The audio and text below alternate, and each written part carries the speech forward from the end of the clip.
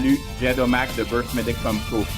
Aujourd'hui, on reconstruit le 1 avec centre en métal.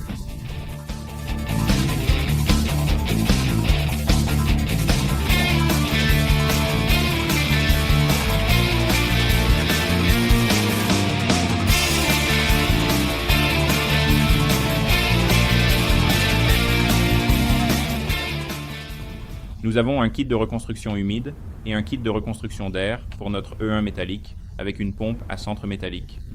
La reconstruction que vous allez voir est précise en termes d'hommes, de méthode et de machine, mais à des fins vidéo, certaines parties sont condensées. À tout moment de la présentation, mettez en pause la vidéo jusqu'à la fin d'une partie du processus. Identifiez le kit nécessaire pour votre réparation est plus facile avec l'étiquette de numéro de série en métal fixée en permanence qui indique les informations sur l'extrémité humide et le kit d'air. Les infos sur le kit sont aussi dans le manuel de service. Les pièces de rechange authentiques, Versamatic, l'extrémité humide et les kits de ventilation fournissent une nomenclature des composants inclus. Versamatic recommande de remplacer tous les articles inclus dans les kits lors de la réparation d'une pompe. La pompe que nous utilisons est un exemple de facilité d'installation. Veuillez consulter toujours votre manuel de service et d'utilisation avant toute maintenance. Manuel de service et d'exploitation avec dessin de réparation, liste de pièces et spécifications de couple. Pour les manuels de service et d'utilisation et plus d'infos, visitez notre site web à www.versomatic.com. La sécurité est la priorité absolue. Respectez les procédures de sécurité lors du travail avec l'équipement. Lire et suivre les avertissements de sécurité et les instructions du manuel avant de commencer le travail sur la pompe. Pour plus d'infos, consultez la vidéo sur la sécurité de Warren Rupp sur versamanic.com. La pompe utilisée dans cette présentation est neuve et bien plus facile à utiliser qu'une pompe ayant servi dans un processus. Plus de temps peut être nécessaire pour préparer et séparer les pièces lors de la reconstruction.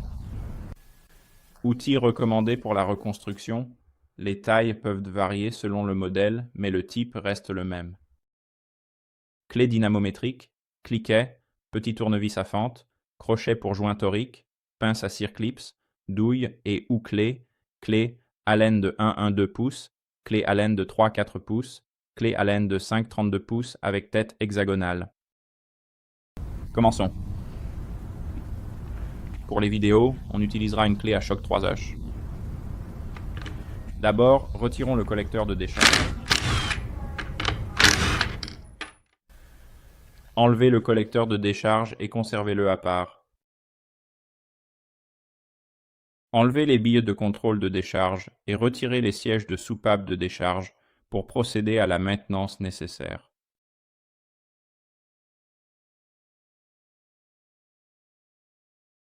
Retirons l'ensemble de la valve d'air et mettons de côté la vanne principale pour la démonter et la reconstruire plus tard. Jetez le vieux joint et l'insert de soupape et le déviateur de soupape. Maintenant, retirez le collecteur.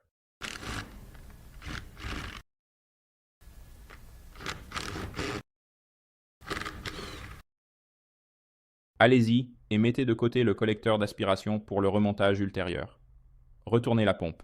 Retirez les sièges de la vanne d'aspiration.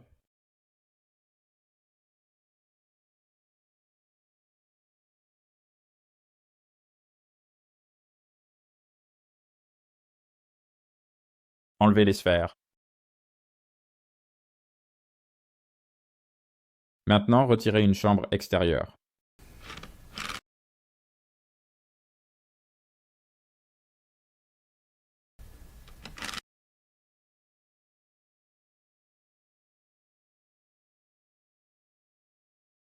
Gardez pour réassemblage ultérieur.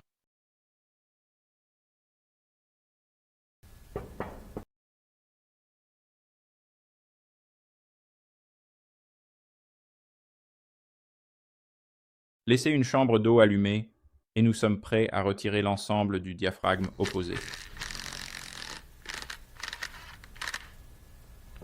Ici, nous avons l'ensemble du diaphragme avec la tige du diaphragme mise de côté et retirons la chambre extérieure opposée.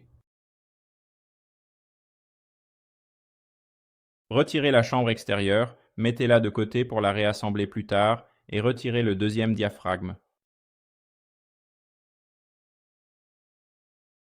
Retirez le dispositif de retenue de l'arbre.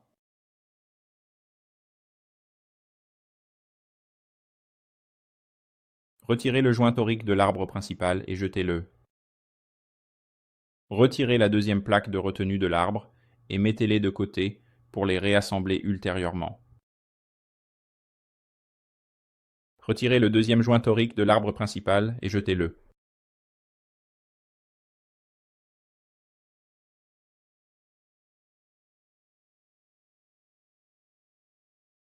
Maintenant, nous allons retirer le joint torique du pare-choc sur le tiroir de la vanne pilote et le jeter. Nous devons retirer le joint torique du pare-choc pour retirer le tiroir pilote. Appuyez et mettez de côté. Maintenant, retirez la douille du pilote et mettez-la de côté pour la reconstruire plus tard.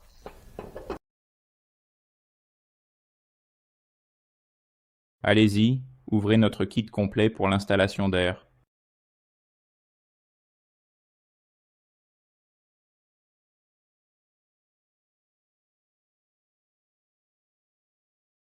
Retirez les joints toriques du manchon du pilote avec un outil de retrait de joints et jetez-les.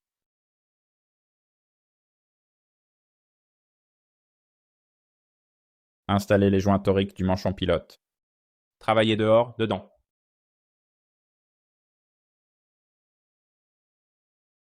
Une fois tous les joints toriques installés dans les rainures et ne bloquant aucun orifice, appliquez de la graisse pour éviter qu'ils ne se coincent, bloquent ou coupent lors de l'assemblage des composants. Appuyez doucement sur la douille pilote pour éviter de rouler, érafler ou endommager les joints toriques. Graissez le support de joint torique de l'arbre principal une fois installé. Installez joint torique arbre.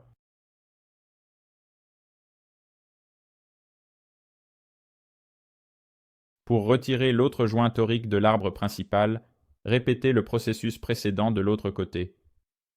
Prenez soin de retirer les anciens joints toriques de la soupape pilote et assurez-vous de les jeter correctement pour éviter tout problème ultérieur.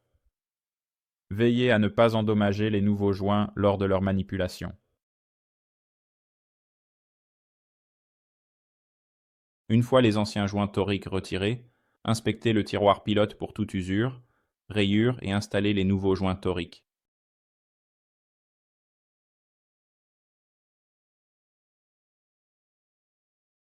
Utilisez un joint torique de pare-choc lors de l'installation.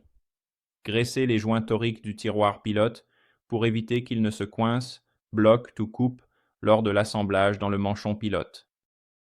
Mettez de côté et installez maintenant notre plaque de retenue de l'arbre principal. Vous répéterez ce processus de l'autre côté. Après l'installation des plaques de retenue, nous pouvons insérer la tige pilote avec précaution pour éviter d'endommager les joints toriques lors de l'insertion. Notez que le joint torique du pare-choc de l'autre côté devra être installé.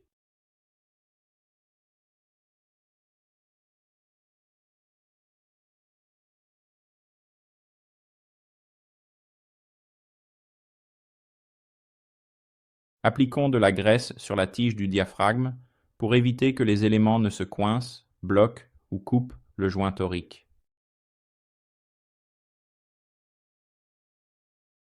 Alignez le diaphragme avec les trous des boulons pour l'ajuster correctement.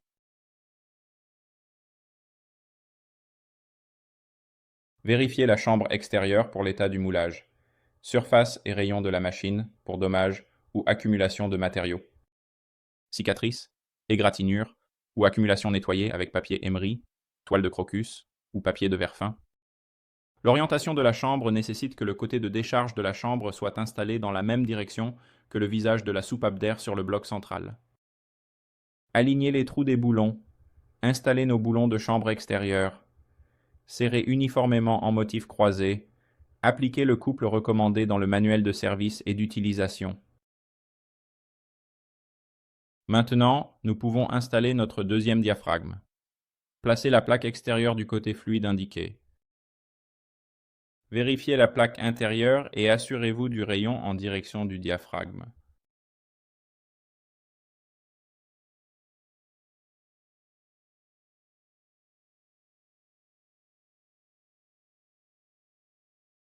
Assurez-vous de serrer entièrement le diaphragme.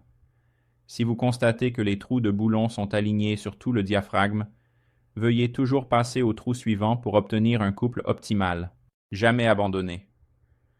Comme ici, nous ne sommes pas totalement alignés avec nos trous de boulon, donc nous devons avancer pour être alignés avec tous les trous de boulon de notre section centrale.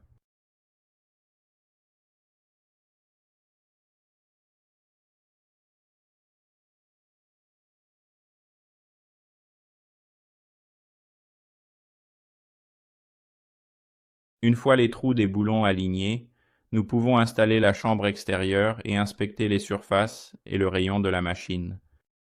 L'orientation de la chambre nécessite que le côté de décharge de la chambre soit installé dans la même direction que le visage de la soupape d'air sur le bloc central.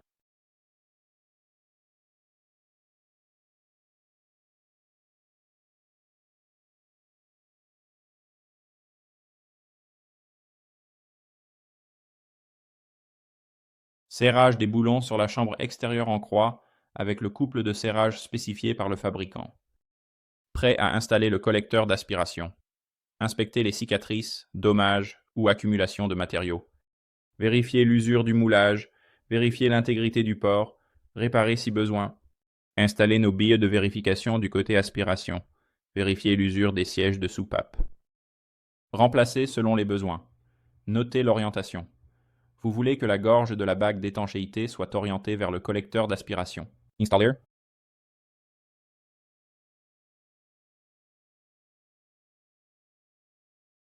Le joint torique de siège de soupape. Vérifiez son installation dans la gorge.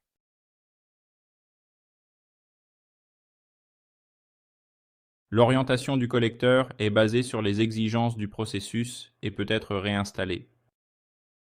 Alignez les trous des boulons des chambres extérieures avec le collecteur d'aspiration et serrez les boulons en croix.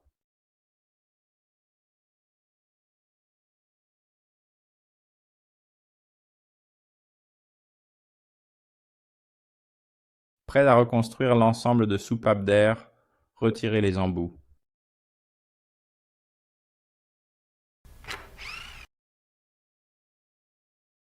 Enlevez le capuchon d'extrémité et jetez le vieux joint. Procédez de la même manière pour le côté opposé.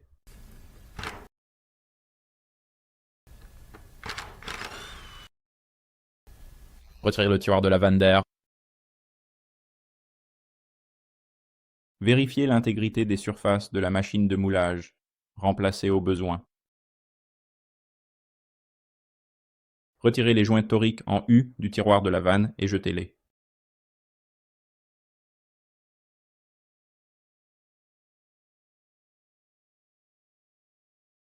Vérifiez l'intégrité du tiroir de la vanne d'air. Assurez-vous qu'il n'y a pas d'usure, dommage. Installez les joints en forme de U pour le tiroir de la vanne d'air, en veillant à ce que la partie en forme de U soit orientée vers l'intérieur. Installez-le entièrement dans la rainure.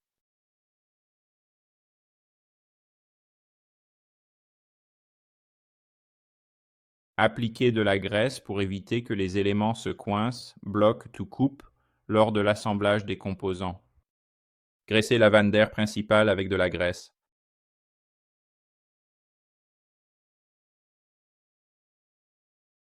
Lors de l'installation du tiroir de la soupape d'air, compressez les joints toriques en U pour éviter les dommages. Assurez-vous que le tiroir principal de la vanne d'air se déplace librement. Installez le joint de capuchon d'extrémité, alignez les trous des boulons, vérifiez le portage de l'air piloté en place.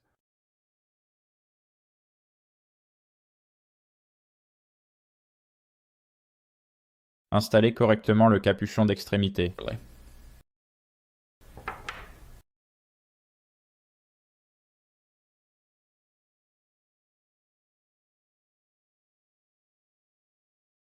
Faites cela pour le deuxième côté.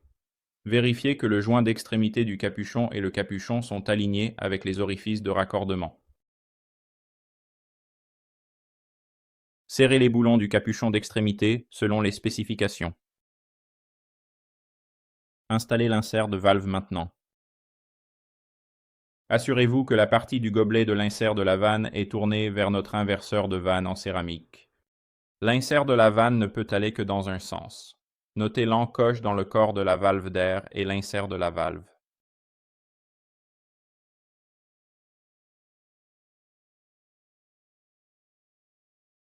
Installez le joint de soupape d'air. Il est marqué du côté de la valve et va vers le corps de la vanne d'air. Alignez les trous des boulons sur le corps de la vanne d'air avec la section centrale de la pompe. L'entrée de la soupape d'air fera face à l'opposé du port d'échappement sur la section centrale de la pompe.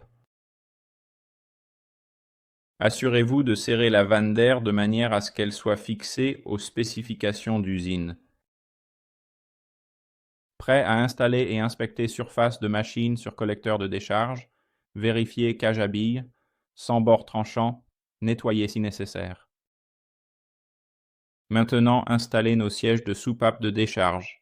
Inspectez toute usure ou éraflure, rayure. Remplacez selon les besoins. Notez l'orientation des sièges de soupape. La bague est orientée vers le collecteur. Installez nos joints toriques de sièges de soupape et nos billes de vérification de décharge pour assurer un fonctionnement optimal. L'orientation du collecteur est basée sur les exigences du processus et peut être réinstallée. Serrez les boulons uniformément en motif croisé et appliquez le couple recommandé dans le manuel de service. Pompe centrale E1 reconstruite. Ajout de joints toriques, U-cup et joints d'étanchéité pour l'étanchéité de l'air. Vanne de dérivation et insert de vanne. Pour une reconstruction complète, regardez notre vidéo du côté humide. Pour plus d'infos, visitez versamatic.com ou contactez le support après-vente à service.versamatic.idexcorp.com. Merci.